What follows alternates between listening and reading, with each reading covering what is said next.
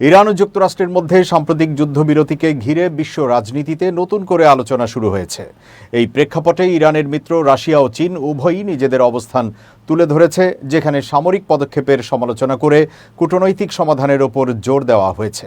Al Jazeera বলছে, রাশিয়ার পররাষ্ট্র মন্ত্রণালয়ের মুখপাত্র মারিয়া জাখারোভা দাবি করেছেন, গত 28 ফেব্রুয়ারি যুক্তরাষ্ট্র ও ইসরায়েল ইরানের বিরুদ্ধে একতরফা আগ্রাসী ও উস্কানিহীন হামলা চালায়, যার ফলাফল হয়েছে শোচনীয় পরাজয়।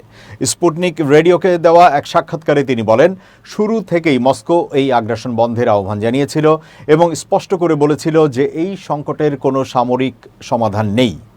জাখারোভা বলেন, এই পরিস্থিতিতে অঞ্চলটিতে শৃঙ্খলা প্রতিষ্ঠার জন্য বল প্রয়োগ কোনো সমাধান হতে পারে না। তিনি আরও জোর দিয়ে বলেন, দ্রুত একটি বাস্তব রাজনৈতিক ও কূটনৈতিক সমাধান প্রক্রিয়া শুরু করা প্রয়োজন, যা অবশ্যই আলোচনার ভিত্তিতে এবং সংশ্লিষ্ট পক্ষগুলোর অবস্থানকে গুরুত্ব দিয়ে এগোতে হবে।